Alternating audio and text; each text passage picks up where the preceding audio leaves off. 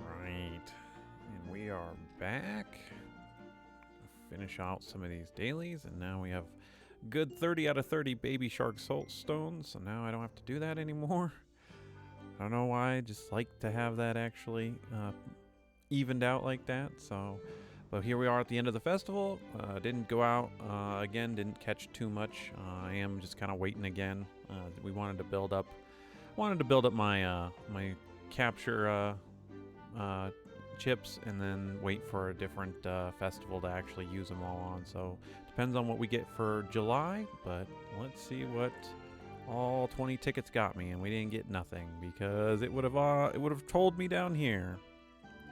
So looks like a couple of eggs and then just a random amount of gold and maybe one chest. So that's that. Let's grab all of this.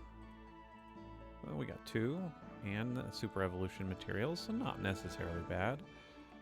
Percent recovery gem is garbage. Tenacity gem is garbage. And moonflowers, I'll take them.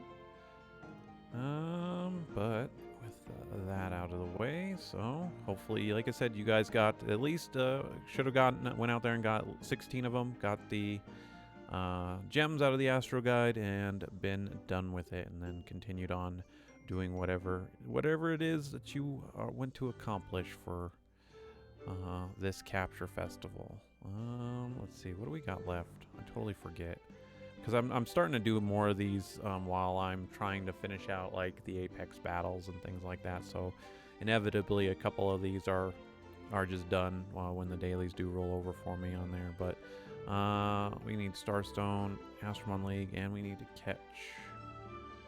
Alright, so let's jump out here and get these knocked out.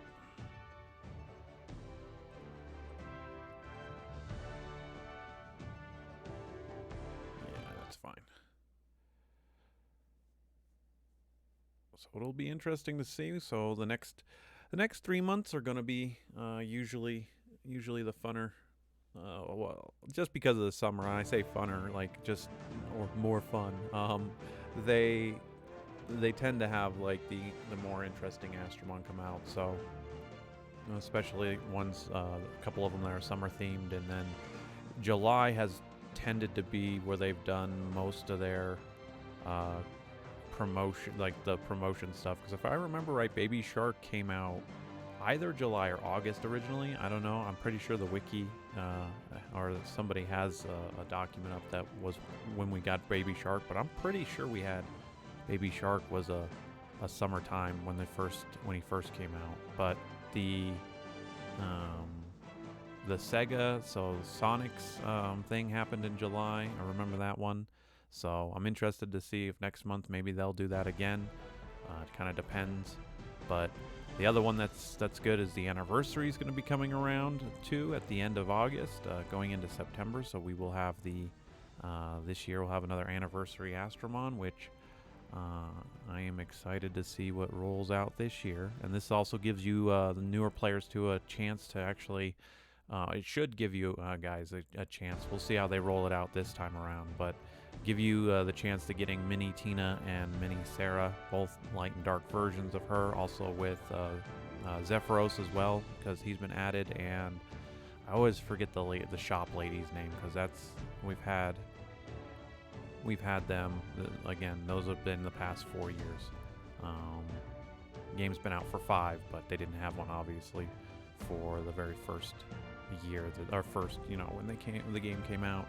So be interesting to see who they throw into the mix this year. And again, Zephyros, Mini Tina, and Mini Sarah. And again, she's probably on here unless I put her away. I didn't. She's right here. Camilla, that's right. Camilla, these aren't bad Astromon. Camilla, I would arguably say, is a little bit more. I don't want to say like lower. I mean, I guess I'm going to say lower on the totem pole, and as far as my opinion. But one of the, just to give you guys what I did when I first came back to the game, was when Mini Tina came out. So this was their first, anniversary with Mini Tina, and so with Mini Tina there was the Astromon is an attacker on both sides. The light one is actually really good for farming. I farmed enough light Tinas to make a full four Astromon party of her, and then that's what I went to farm extremes with, because once again, light Astromon do neutral damage to most everything, does do neutral damage to everything, therefore nothing is going to be super effective against them except for when you do come across the dark Astromon, but once again, you are, super effective against it. So my 4-team Mini Tina team helped me with extreme throughout the entire game. At that point, that's when that was my first opportunity to move on from my 4 water monas that I had, that we talk about a lot, as far as the team that helps you get into break into that mid/late game of Monster Super League. Because again, the idea is as you move up through that team, or whatever your intro team is, right, you want to be farming to get into being able to farm content quicker and quicker. And Light Tina definitely was what Astromon that kind of got me there with it. They do all right in Dragons, but I still use my Mona team for that specifically. But the Mini Tina specifically too, again, was good because of her clear time. I talked a little bit about that over the past couple dailies that we've had, and that's where, again, as you play Monster Super League and you get further up, you're going to start wanting to clear faster and faster, and so you're really going to be taking a notice of your Astromon and what they again, their attack animations and things like that, and you'll slowly learn, as you go through, again, what Astromons are good. Obviously, I can tell you right now, you guys see what I use when I'm not screwing around, when I'm like, hey, this is just a joke team, don't follow what I'm doing if you want to clear fast, right? But at the same point, I use the Astromon, and I do because they have quick clear times, and then they're that powerful. So that's, again, Dark, going back to your guys' Dark Mona, that properly gemmed with a good SP set is 100% it's going to help you clear stuff over and over. And again, just to reiterate what I also said yesterday, as you get up into the higher areas too, unfortunately, one Astromon is not going to be enough to clear quickly. I mean, they can do it, but if you want to start clearing quickly, you definitely want to do a tag team for a lot of the content at that point. But interesting that you put Light Pumpkin out. I kind of want to see if we can stun this one. Yeah, okay, good.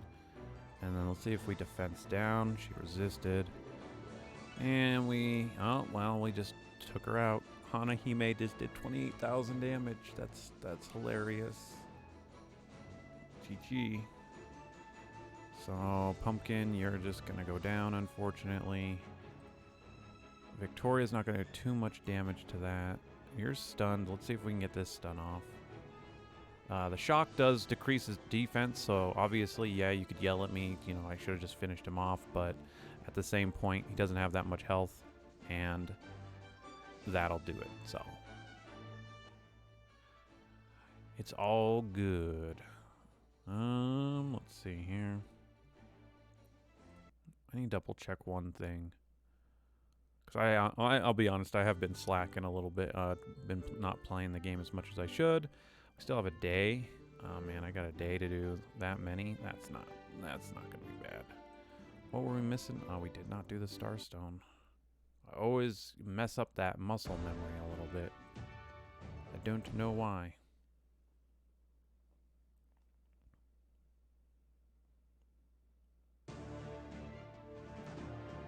Maybe that's something I will do when I get the time, is maybe talk about good clearing teams that aren't necessarily something that you have to summon or get lucky to get, because that's a big one. And again, that's why I'm going to promote, depending on how they roll out the how they roll out this upcoming anniversary stuff with Mini Tina, because those are Astromon that you can go out, you can capture, and they're good, they're decent. and they will help you to kind of do it. Again, we talk about the water Mona team, but as I've said plenty of times, that one can only take you so far. And even if you were to spend the amount of time to upgrade your Mona, even super evolved, or trade her out for water Victoria for a team of that, again, they can only take you so far in certain content in the game. And the goal, like I said, towards the end game, is being able to clear stuff faster, and then obviously building up the team to do the other content in the game. Because as you guys know, I don't do all of the stuff in Monster Super League. It just boils down to what I enjoy to do versus how much time do I really want to sit here and babysit something versus just letting the game run while I'm doing something else in the background, and then getting new Astromon and things like that. And again, this year is a little bit weird for me because, again, I am completely saving. I'm recording these videos for YouTube, so just to document my progress throughout this experience. But anyway, that's going to be the dailies for today.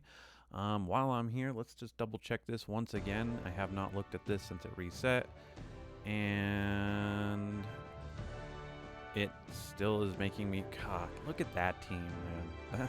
Like, this is just I feel bad at that point. But all right, Apex Battles, you do you. But anyway, that's gonna do it for me, guys. I will see you all in tomorrow's daily.